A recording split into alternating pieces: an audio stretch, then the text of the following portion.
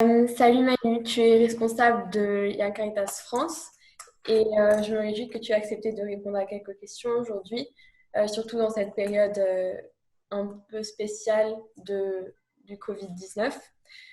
Du coup, pour commencer, comment travailles-tu ou travaillez-vous actuellement dans votre organisation en télétravail? Si oui, depuis quand? Ou bien est-ce que vous êtes de nouveau dans le bureau? Nous, on est en télétravail. Moi, je travaille au siège du Secours catholique, Caritas France. Donc, le siège est fermé depuis quasiment 2 mois. On est tous en télétravail.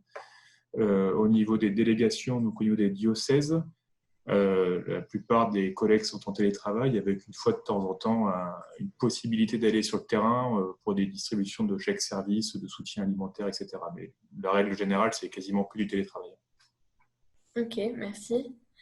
Euh, et quelle est l'ambiance générale au sein du pays, enfin en France? Est-ce que les gens se souhaitent... Bon, maintenant, il y a eu le déconfinement là, ce lundi qui a débuté, mais il faut quand même prendre son mal en patience, ou bien c'est... Quelle est la situation? On a le déconfinement qui a officiellement commencé ce lundi. Là, on est mercredi là, sur la vidéo. Donc, on a officiellement commencé il y a 2 jours et demi. L'ambiance est particulière. Alors, moi, je ne suis pas encore vraiment ressorti de chez moi, donc je ne peux pas trop savoir. Euh, mais voilà, on a des possibilités de recommencer à aller travailler pour la plupart, mais les restaurants sont fermés, les bars sont fermés. Il y a encore des distances sociales et physiques à respecter un peu partout. Donc, on n'est pas encore sorti d'affaire, je pense. Mais il y a, à mon avis, il y a une certaine forme de décompression. Après, au niveau du travail à domicile et en télétravail, je pense que les gens commencent à fatiguer un peu. On passe beaucoup de temps en vidéo, en visioconférence, mais dans l'ensemble, ça commence à aller un peu mieux. Qu'est-ce que tu n'aurais préféré ne pas vivre pendant cette période? Qu'est-ce que j'aurais préféré ne pas vivre? J'aurais préféré vivre moins de visioconférences, je pense. Et j'aurais préféré ne pas avoir, au niveau du Secours catholique Caritas France, on organise tous les ans avant et maintenant tous les 2 ans ce qu'on appelle les universités d'été, qu'on appelle maintenant les Young Days, qui auraient dû être à Lourdes fin août 2020. Donc on a dû décaler d'un an, donc on va les faire passer à août 2021. Et j'aurais préféré ne pas faire ça, en fait, ne pas avoir à faire ça et pour pouvoir continuer à organiser ce rassemblement. Je pense que ça aurait été un beau moment, surtout après la période particulière qu'on a traversée, de pouvoir créer ce lieu de rencontre entre des jeunes Européens, des jeunes Français, des jeunes un peu partout. Voilà, bon, on le décale. On aurait préféré ne pas avoir le décalé, mais c'est comme ça.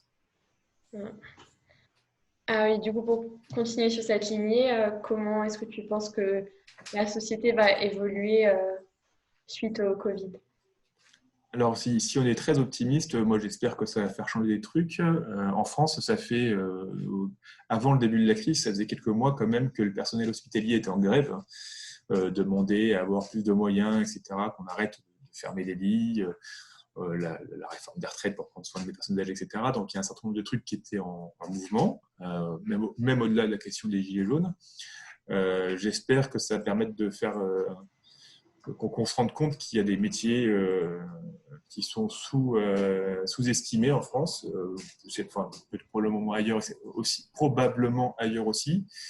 Voilà. J'espère que ça va permettre de un peu l'humain au cœur de tout ça et que l'économie va se mettre au service de l'humain et pas forcément l'inverse. Pour l'instant, je crains que ce soit plutôt l'inverse. Je ne suis pas persuadé que ça arrivera tout de suite, mais je pense que c'est une première prise de conscience. J'espère aussi qu'au niveau de l'écologie, on va se rendre compte de trucs. Je pense que plus ça va aller, plus on va se prendre des situations similaires aussi. C'est probablement aussi lié à notre façon de vivre et de l'impact qu'on a sur la planète. Mais voilà, on va voir. Au moins, peut-être qu'on prendra moins l'avion parce qu'on se rend compte qu'on peut faire les choses autrement, on prendra moins le train, etc. etc. Oui, Encore très très optimiste, mais ça va peut-être ouvrir des portes.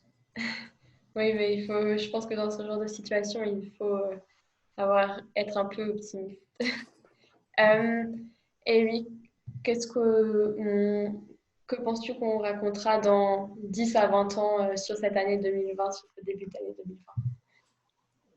Suivant comment on l'a vécu, je pense qu'on racontera chacun personnellement où est-ce qu'on était, qu'est-ce qu'on avait fait, etc. On disait avec des amis il y a peu longtemps, voilà, moi je suis d'une génération, on se souvient quasiment tous de là où on était pour la mort de Michael Jackson, qui n'est quand même pas non plus un événement extrêmement important dans la vie du monde.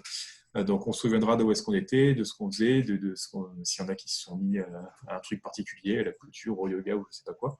Donc ça c'est d'un point de vue personnel. J'espère que d'un point de vue plus global, on pourra dire que c'était une prise de conscience sur des changements de façon de faire, etc. Et j'espère aussi qu'on pourra raconter comment ça nous a permis de mieux nous préparer pour les éventuelles crises suivantes. J'espère qu'il n'y en aura pas d'autres, mais ça nous aura permis d'apprendre et de dire, bah voilà, ça, maintenant on fait ça parce qu'on sait qu'en 2020, on a pris ça et ça nous a appris des trucs.